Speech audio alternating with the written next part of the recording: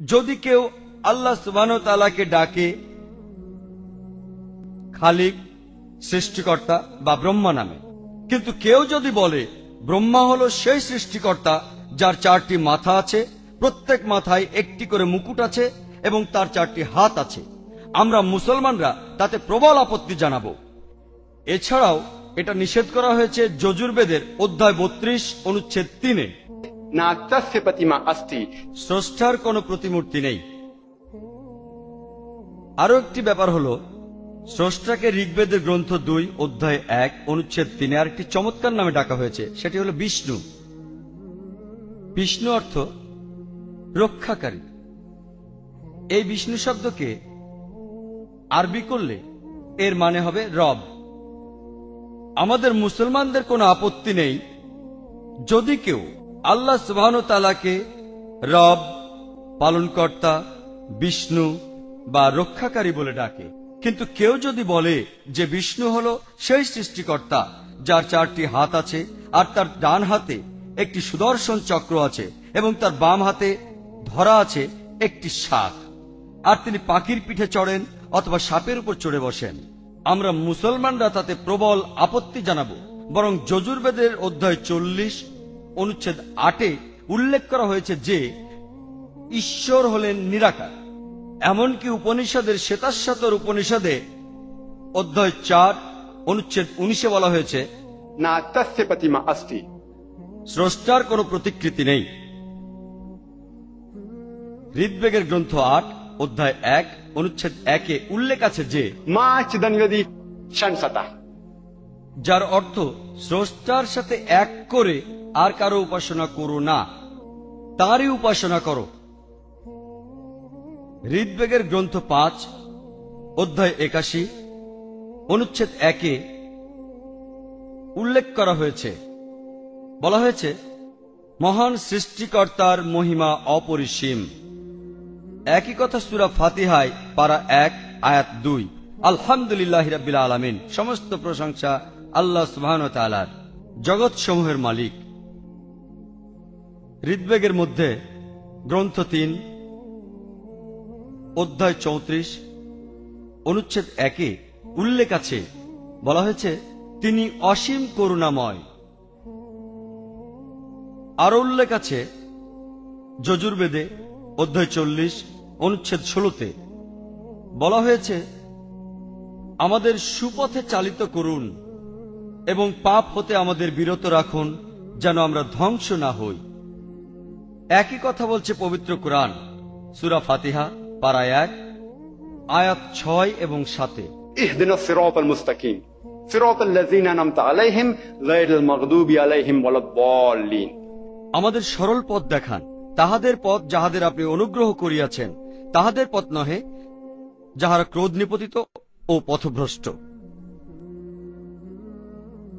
ঋগ্বেদের গ্রন্থ 6 অধ্যায় 45 অনুচ্ছেদ 16-তে উল্লেখ আছে যে তার উপাসনা করো যিনি এক এবং অদ্বিতীয়। যে ঋগ্বেদের উদ্ধৃতি দিলাম সেটি লিখেছেন সত্যপ্রকাশ নারায়ণ এবং সত্যকাম বিদ্যালঙ্কার, আর এগুলোর ইংরেজি করেছেন র্যালফ টি গ্রিফিথ, ভলিউম 1 ভলিউম 2। আমাদের কাছে আরো অনেক ধর্মগ্রন্থের অনুবাদ আছে বিভিন্ন ভাষায়। আমি যে উদ্ধৃতিগুলো এখানে দিচ্ছি যদি কেউ বুঝতে না পারেন, কারণ আমি একটু তাড়াতাড়ি বলছি, তাহলে আপনারা ফাউন্ডেশনে এসে বইগুলোর ফটোকপি নিয়ে যেতে পারেন। আর আমি এখানে যে উদ্ধৃতিগুলো দিচ্ছি তার কোনোটাই মুসলমানের লেখা নয়, প্রত্যেকটা বই সেই ধর্মের মানুষের লেখা অথবা কোনো পণ্ডিত ব্যক্তির লেখা।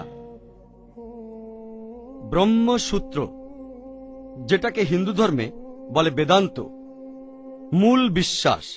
এখানে বলা হয়েছে একম ব্রহ্ম দুষ্টা নাস্তে নিয়া নাস্তে কিঞ্চন, ভগবান एक ही है, दूसरा नहीं है, नहीं है, नहीं है, जरा भी नहीं है। স্রষ্টা মাত্র একজন, দ্বিতীয় কেউ নেই, কেউ নেই, কেউ নেই, আর কখনো ছিলও না। হিন্দু ধর্মগ্রন্থগুলি পড়লে আপনারা হিন্দু ধর্মের স্রষ্টাকে ভালোভাবে বুঝতে পারবেন। এখন দেখি শিখ ধর্ম ঈশ্বরকে কিভাবে দেখে। শিখ ধর্ম হল একটি নন সেমেটিক, আরিয়ান, নন বেদিক ধর্ম। এই ধর্মের অনুসারী খুব কম। যদি অন্য ধর্মগুলোর সাথে তুলনা করি, এটি হিন্দু ধর্মেরই একটি প্রশাখা। শিখ ধর্ম প্রবর্তন করেন গুরু নানক সাহেব 50 শতাব্দীর শেষ দিকে, আর এই ধর্মের উৎপত্তি হয় পাকিস্তান ও উত্তর পশ্চিম ভারতের কাছে পাঞ্জাবে, অর্থাৎ পঞ্চনদীর দেশে। আর এই ধর্মে, যার প্রতিষ্ঠাতা গুরু নানক সাহেব, এই ধর্মে 10 জন গুরু আছেন। প্রথম জন হচ্ছেন এই ধর্মের প্রতিষ্ঠাতা গুরু নানক সাহেব, আর সর্বশেষ অর্থাৎ 10ম জন হচ্ছেন গুরু গোবিন্দ সাহেব। গুরু নানক সাহেবের জন্ম হয়েছিল ক্ষত্রিয় বা যোদ্ধা বংশে, কিন্তু মুসলমানরা তাকে খুব প্রভাবিত করেছিল। শিখ এই শব্দটি এসেছে সিসিয়া থেকে, যার অর্থ শিষ্য বা অনুসরণকারী। আর শিখ ধর্মের পবিত্র ধর্ম গ্রন্থ হচ্ছে শ্রী গুরু গ্রন্থ সাহেব।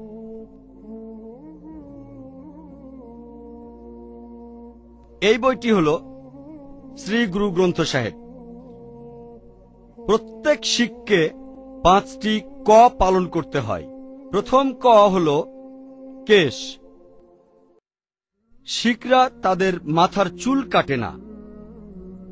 দ্বিতীয় ক হল কাঙ্গা, মানে চিরুনি, যা দিয়ে চুল পরিষ্কার রাখে। তৃতীয় ক হল কড়া, ধাতু বা লোহার চুরি, যা ব্যবহৃত হয় শক্তি ও আত্মসংযমের জন্য। চতুর্থ ক হচ্ছে কৃপান বা ছুরি, যা ব্যবহৃত হয় আত্মরক্ষার জন্য। আর পঞ্চম ক হল কাচ্চা, হাঁটু পর্যন্ত লম্বা অন্তর্বাস, যা পরা হয় ক্ষিপ্রতার জন্য। এই 5টি ক দিয়েই চেনা যায় একজন শিখকে। যদি সুন্দরভাবে কোন শিখ তার ধর্মের সর্বশক্তিমান ঈশ্বরকে ব্যাখ্যা করতে চায়, তাহলে তাকে বলতে হবে মূল মন্ত্র। শিখ ধর্মের মূল ভিত্তি, যার উল্লেখ আছে শিখদের শ্রী গুরু গ্রন্থ সাহেবে একদম প্রথমেই, অর্থাৎ শ্রী গুরু গ্রন্থ সাহেবের খণ্ড 1, অধ্যায় 1, অনুচ্ছেদ 1। এটাকে আরো বলে জ্যাপজি মূল মন্ত্র, যার অর্থ হচ্ছে একজন স্রষ্টায় বিদ্যমান, এবং তাকে বলা হয় দদ্রু, সৃষ্টিকর্তা, যিনি ভয় এবং ঘৃণা থেকে মুক্ত, যিনি অমর, স্বয়ম্ভু, নিজেই জন্মেছেন, মহান ও করুণাময়।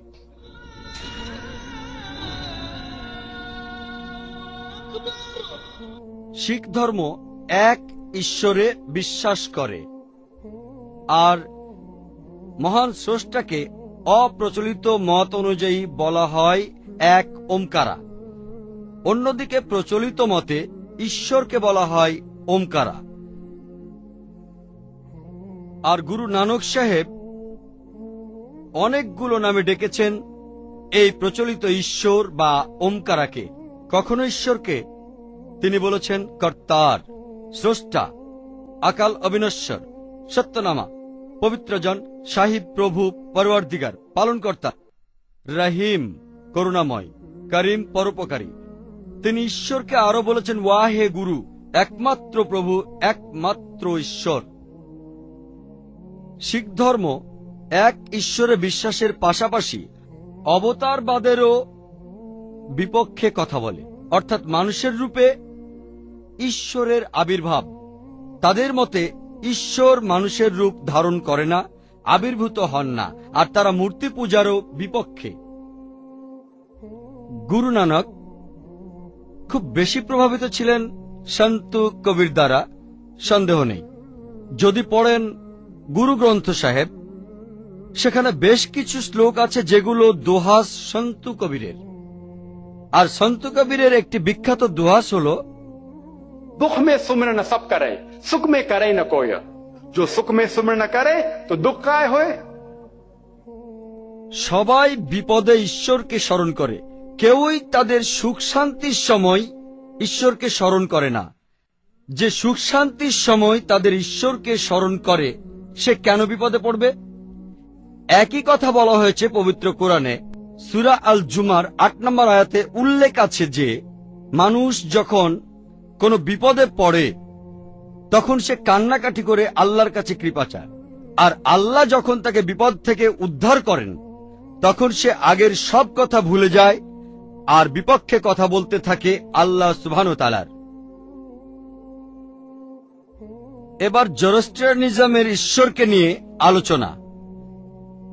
জরোস্ট্রিয়ানিজম একটি নন সেমেটিক, আরিয়ান, নন বেদিক ধর্ম, যার সাথে হিন্দু ধর্মের কোনো সম্পর্ক নেই, আর একটি নবীকেন্দ্রিক ধর্ম। জরোস্ট্রিয়ানিজমকে পার্সিজমও বলা হয়, আর এই ধর্মের প্রতিষ্ঠাতা হলেন নবী জোরাস্টার। এটি একটি প্রাচীন পারস্য ধর্ম, প্রায় ২৫০০ বছর আগের। আর এর পবিত্র গ্রন্থ হল যে দসাতির ও আবেস্তা। দসাতির আবার দুই ভাগে বিভক্ত, কুর্দা দসাতির ও কলান দসাতির। আবেস্তার দুটি ভাগ হল কুর্দা আবেস্তা ও কালান আবেস্তা, সব মিলিয়ে মহা আবেস্তা বা জেন্দ আবেস্তা। আমার হাতের বইটি আবেস্তার একটি খণ্ড। আবেস্তার আরো কিছু অনুবাদ করা বই রাখা আছে আমাদের ইসলামিক রিসার্চ ফাউন্ডেশনে। জোরস্ট্রিয়ান বা পার্সিরা মহান স্রষ্টাকে ডাকে আহুরা মাজদা নামে। আহুরা অর্থ প্রভু বা ঈশ্বর, মাজদা অর্থ জ্ঞানী। আহুরা মাজদা অর্থ জ্ঞানী প্রভু বা জ্ঞানী ঈশ্বর। ঈশ্বর সম্পর্কে এইভাবে বলা হয়েছে দশাতীরে, যেমন তিনি এক ও অদ্বিতীয়, তার কোনো শুরু নেই, উৎস নেই, শেষ নেই। তার কোনো বাবা নেই, মা নেই, স্ত্রী নেই, সন্তান নেই। তার কোনো প্রতিকৃতি নেই। তিনি হচ্ছেন কল্পনার ঊর্ধ্বে। তার কোনো রূপক নেই। দৃষ্টি তাকে দেখতে পায় না, তিনি উপলব্ধির ঊর্ধ্বে, তিনি তোমার চেয়েও তোমার কাছে। মহান স্রষ্টাকে আরো অনেক নামে ডাকা হয়েছে আবেস্তায়। পার্সিদের অন্যান্য পবিত্র গ্রন্থেও আবেস্তায় উল্লেখ করা আছে কাথা ও ইয়াসনাতে। তাকে বলা হয়েছে সৃষ্টিকর্তা। ইয়াসনাতে অধ্যায় ৩১ অনুচ্ছেদ ৭ ও ১১, এবং ইয়াসনাতে আরো অন্যান্য স্থানে অধ্যায় ৪৪ অনুচ্ছেদ ৭, অধ্যায় ৫০ অনুচ্ছেদ ১১, অধ্যায় ৫১ অনুচ্ছেদ ৭। অনেক স্থানেই তাকে বলা হয়েছে সৃষ্টিকর্তা। তাকে আরো বলা হয়েছে সর্বশক্তিমান ও সুমহান। ইয়াসনায় অধ্যায় ৩৩ অনুচ্ছেদ ১১, এছাড়া আরো রয়েছে অধ্যায় ৪৫ অনুচ্ছেদ ৬। স্রষ্টাকে বলা হয়েছে পরোপকারী। ইয়াসনায় অধ্যায় ৩৩ অনুচ্ছেদ ১১, এছাড়া আরো রয়েছে অধ্যায় ৪৮ অনুচ্ছেদ ৩। স্রষ্টাকে বলা হয়েছে পরম দয়ালু। ৭ বার উল্লেখ করা হয়েছে ইয়াসনাতে অধ্যায় ৪৩ অনুচ্ছেদ ৪, ৫, ৭, ৯, ১১, ১৩ ও ১৫তে। এখানে স্রষ্টাকে বলা হয়েছে পরম দয়ালু ইয়াসনাতে অধ্যায় ৪৪ অনুচ্ছেদ ২, অধ্যায় ৪৫ অনুচ্ছেদ ৫, অধ্যায় ৪৬ অনুচ্ছেদ ৯, এছাড়াও অধ্যায় ৪৮ অনুচ্ছেদ ৩-এ স্রষ্টাকে অনেকবার বলা হয়েছে পরম দয়ালু। যদি আপনারা পার্সিদের ধর্মগ্রন্থ পড়েন তাহলে আপনারা পার্সি ধর্মের ঈশ্বরকে ঠিকভাবে জানতে পারবেন এবং বুঝতে পারবেন। এবার আলোচনা করব সেমেটিক ধর্ম নিয়ে। প্রধান সেমেটিক ধর্মগুলো হল ইহুদি, খ্রিস্টান ও ইসলাম। প্রথমে আমরা ইহুদি ধর্মের ঈশ্বরকে নিয়ে আলোচনা করব। ওল্ড টেস্টামেন্টে আছে, মুসা আলাইহিস সালাম বলেছেন ডিউটারোনমি গ্রন্থে অধ্যায় ৬ অনুচ্ছেদ ৪-এ, শামা ইসরাঈলো আদনা ইলাহাইন আদনা ইখাদ। এটি একটি হিব্রু উদ্ধৃতি যার অর্থ, শোনো ইসরায়েলবাসী, প্রভু আমাদের ঈশ্বর, তিনি একজন, অর্থাৎ স্রষ্টা এক ও অদ্বিতীয়। আইসায়া গ্রন্থে আরো উল্লেখ আছে, অধ্যায় 43 খণ্ড 11, আমি একমাত্র আমি প্রভু এবং আমার কোনো শরিক নেই। আইসায়ার অধ্যায় 45 খণ্ড 5, আমি প্রভু, আমার কোনো প্রভু নেই, আমি ঈশ্বর, আমার কোনো শরিক নেই। আইসায়ার গ্রন্থে অধ্যায় 46 খণ্ড 9 বলা হয়েছে, আমি প্রভু, আমার কোনো প্রভু নেই, আমি ঈশ্বর, আমার কোনো শরিক নেই। আর উল্লেখ আছে এক্সোডাস গ্রন্থের অধ্যায় 20 অনুচ্ছেদ 3 থেকে 5, লেখা আছে, সর্বশক্তিমান ঈশ্বর বলেছেন, আমাকে ছাড়া অন্য কারো উপাসনা করো না, আমার উপাসনা করতে কোনো প্রতিমূর্তি তৈরি করো না, আমার কোনো রূপক তৈরি করো না, কোনো প্রতিমা তৈরি করো না, উপরের স্বর্গ, নিচের পৃথিবী অথবা পৃথিবীর নিচের সমুদ্র থেকে। তাদের সামনে নতজানু হও না, তাদের সেবা করো না, কারণ আমি ঈশ্বর খুবই প্রতিহিংসা পরায়ণ। একই কথার উল্লেখ আছে ডিউটেরোনমি গ্রন্থে অধ্যায় 5 খণ্ড 7 থেকে 9, যে অন্য কারো উপাসনা করো না আমাকে ছাড়া, আমার উপাসনা করতে কোনো প্রতিমূর্তি তৈরি করো না, আমার কোনো রূপক তৈরি করো না, কোনো প্রতিমা তৈরি করো না, উপরের স্বর্গ, নিচের পৃথিবী অথবা পৃথিবীর নিচের সমুদ্র থেকে। তোমরা তাদের সামনে কেউ নতজানু হও না, তাদের সেবা করো না, কারণ আমি ঈশ্বর খুবই প্রতিহিংসা পরায়ণ। আপনারা যদি ওল্ড টেস্টামেন্ট পড়েন তাহলে ইহুদি ধর্মের ঈশ্বরকে বুঝতে পারবেন। এই ধর্ম এক ঈশ্বরে বিশ্বাস করে এবং মূর্তি পূজার ঘোর বিরোধী। আপনাদের সামনে খ্রিস্টান ধর্মের ঈশ্বর নিয়ে আলোচনার আগে আমি কিছু বিষয় পরিষ্কার করতে চাই। ইসলামই একমাত্র অখ্রিস্টান ধর্মবিশ্বাস যেখানে যীশু খ্রিস্টকে নবী হিসেবে মানা হয়। সে মুসলিম নয় যে যীশু খ্রিস্টকে নবী হিসেবে মানে না। আমরা বিশ্বাস করি তিনি হচ্ছেন একজন প্রেরিত দূত, আল্লাহ সুবহানাহু ওয়া তাআলার মহান স্রষ্টার। আমরা বিশ্বাস করি যে তিনি অলৌকিক উপায়ে জন্মেছিলেন, কোন পুরুষের ঔরসজাত নয়। বর্তমানে অনেক খ্রিস্টানই সেটা বিশ্বাস করে না। বিশ্বাস করি যে তিনি ঈশ্বরের আদেশে মৃত ব্যক্তিকে জীবন দিয়েছেন। বিশ্বাস করি যে তিনি সুস্থ করেছেন অন্ধ ও পঙ্গুকে ঈশ্বরের আদেশে। খ্রিস্টান ও মুসলমান আমাদের মধ্যে অনেক মিল আছে, আবার অনেক অমিলও রয়েছে। অনেক খ্রিস্টান বলেন যে যীশু খ্রিস্টই সর্বশক্তিমান মহান স্রষ্টা এবং তিনি নিজেকে ঈশ্বর বলে দাবি করেন। কিন্তু বাইবেল পড়লে কোথাও দেখা যায় না, এমন কোন বক্তব্য কোথাও পাওয়া যাবে না গোটা বাইবেলে যেখানে যীশুখ্রিস্ট নিজেকে দাবি করেছেন যে আমি ঈশ্বর অথবা আমার পূজা করো। আমি কথাগুলো আবার বলছি, এমন কোন বক্তব্য কোথাও পাওয়া যাবে না গোটা বাইবেলে যীশুখ্রিস্ট নিজেকে দাবি করেছেন আমি ঈশ্বর অথবা তোমরা আমার পূজা করো।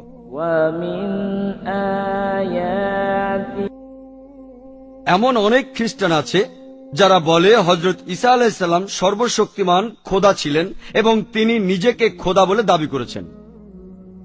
বস্তুত আপনি যদি বাইবেল পড়েন তাহলে দেখবেন কোথাও এরকম কোনো তথ্য নেই পুরো বাইবেলের মধ্যে। তাহলে হযরত ঈসা আলাইহিস সালাম কোথায় বললেন আমি খোদা এবং তোমরা আমার উপাসনা করো? আমি আবারও বলতে চাই যে পুরো বাইবেলে এরকম কোনো তথ্য নেই। তাহলে হযরত ঈসা আলাইহিস সালাম কোথায় বললেন বা নিজেকে দাবি? আপনি যদি কোনো সাধারণ হিন্দুকে জিজ্ঞেস করেন যে আপনি কজন স্রষ্টায় বিশ্বাস করেন, সে হয়তো বলবে 3 জন, কেউ বলবে 33 জন, কেউ বলবে 1000 জন, অন্যরা হয়তো বলবে 33 কোটি বা 330 মিলিয়ন। আপনি যদি কোনো শিক্ষিত হিন্দুকে জিজ্ঞেস করেন বলুন তো আপনার স্রষ্টা কজন, তাহলে সে বলবে একজন হিন্দুর উচিত একজন স্রষ্টাকেই বিশ্বাস করা। এখানে একজন মুসলমান এবং একজন সাধারণ হিন্দুর মধ্যে মূল পার্থক্য হচ্ছে একজন হিন্দুর মধ্যে তার ধর্মবিশ্বাসের মূল দর্শনই হচ্ছে তার কাছে সবকিছুই ভগবান। যেমন গাছ ভগবান, সূর্য ভগবান, চন্দ্র ভগবান, সাপ ভগবান, বানর ভগবান, মানুষও ভগবান। আর মুসলমান বিশ্বাস করে যে সবকিছুই আল্লাহর, মানে আল্লাহ কথার সাথে শেষে র আছে, তার মানে সবকিছুর মালিক আল্লাহ। যেমন সূর্যের মালিক আল্লাহ, চন্দ্রের মালিক আল্লাহ, সাপের মালিক আল্লাহ, বানরের মালিক আল্লাহ, মানুষ জাতির মালিক আল্লাহ। তাই সাধারণ হিন্দু এবং মুসলমানের মধ্যে পার্থক্য হলো একটি অক্ষর র। একজন মুসলমান বলে এই সব কিছু স্রষ্টার, আর হিন্দু বলে এগুলোই স্রষ্টা। আমরা যদি এই র অক্ষরটার সমাধান করতে পারি তাহলে কিন্তু আমরা এই হিন্দু মুসলমানরা একত্রিত হতে পারি। কি করে তা সম্ভব? পবিত্র কোরআন বলছে, تعالوا إلى كلمة سواء بيننا وبينكم। তোমাদের এবং আমাদের অভিন্ন বিষয়সমূহ দেখো। প্রথম কথা হলো ألا نعبد إلا الله আল্লাহ ছাড়া আমরা কারো ইবাদত করি না, ولا نشرك به شيئا। আমরা তার সাথে কাউকে শরিক করি না। আমরা এখন হিন্দু ধর্ম পর্যালোচনা করে হিন্দু ধর্মে সৃষ্টিকর্তার ধারণা সম্পর্কে আলোচনা করি। হিন্দু লোকদের ধর্মগ্রন্থের মধ্যে সবচেয়ে জনপ্রিয় গ্রন্থ হল ভগবত গীতা। আমার হাতের এটি ভগবত গীতা। আমাদের IRF-এ কম করে হলেও 30টিরও বেশি ভাষায় অনুবাদ করা আছে এই ভগবত গীতা। ভগবত গীতার অধ্যায় 7, 20 নম্বর অনুচ্ছেদে উল্লেখ করা হয়েছে যাদের জ্ঞান পার্থিব আকাঙ্ক্ষার দ্বারা বিলুপ্ত হয়ে গেছে তারাই উপদেবতার উপাসনা করে। তারা হলো বস্তুবাদী লোক, তারা উপদেবতার উপাসনা করে, তারা সত্যিকার স্রষ্টার ইবাদত করে না। হিন্দুদের আরো ধর্মীয় গ্রন্থ হল উপনিষদ সমূহ। এর মধ্যে একটা চান্দোগিয়া উপনিষদ গ্রন্থ, যার মধ্যে স্পষ্টভাবে উল্লেখ করা হয়েছে एकम एव द्वितीयम। স্রষ্টা হচ্ছেন একজন এবং অদ্বিতীয়। তার অর্থ হচ্ছে স্রষ্টা একজনই, তার কোনো অংশীদার নেই, তিনি একক। পবিত্র কোরআনে 112 নম্বর সূরা ইখলাসে 1 নম্বর আয়াতে এই কথা উল্লেখ আছে। कुल हुवल्लाहु अहद। বলুন তিনিই আল্লাহ এক এবং অদ্বিতীয়। আবার একই কথা বলা হয়েছে সুয়েটা সুধারা উপনিষদের অধ্যায় 6 অনুচ্ছেদ 9। ना कस्य कस्जी जनिता न कदिपा। এর অর্থ হচ্ছে সৃষ্টিকর্তার কোনো পিতামাতা নেই, কোনো প্রভু নেই, তার কোনো প্রভুর প্রয়োজন নেই, তার কোনো পিতামাতার প্রয়োজন নেই, যার অর্থ হচ্ছে তিনি স্বয়ং সম্পূর্ণ, তিনি কারো মুখাপেক্ষী নন। একই কথা পবিত্র কোরআনের সূরা ইখলাসে 3 নম্বর আয়াতে স্পষ্টভাবে উল্লেখ আছে। लम यलिद वलम युलद। তিনি কাউকে জন্ম দেননি এবং তাকেও কেউ জন্ম দেয়নি। আমি যে উপনিষদ সমূহের উদ্ধৃতি দিয়েছি এগুলো অনুবাদ করেছেন শ্রী রাধাকৃষ্ণ। এছাড়াও আমাদের ফাউন্ডেশনে আরো অনুবাদ আছে। আপনি যদি শ্বেতাশ্বতর উপনিষদ পড়েন তাহলে দেখবেন সেখানেও বলা হয়েছে ना तस्य प्रतिमा अस्ति। স্রষ্টার কোনো আকার নেই, কোনো প্রতিমা নেই। পবিত্র কুরআনে সূরা ইখলাসের 4 নম্বর আয়াতে একই কথা বলা হয়েছে, वलम यकुल लहु कुफुवन अहद। তার সমতুল্য কিছুই নাই।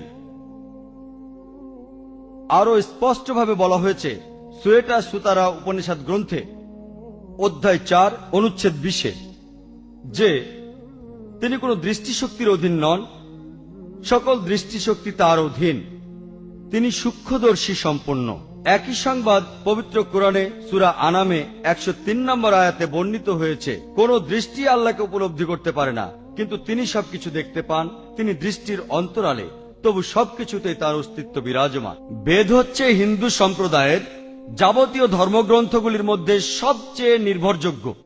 আর বেদ প্রধানত 4 প্রকার: ঋগ্বেদ, যজুর্বেদ, সামবেদ আর অথর্ববেদ।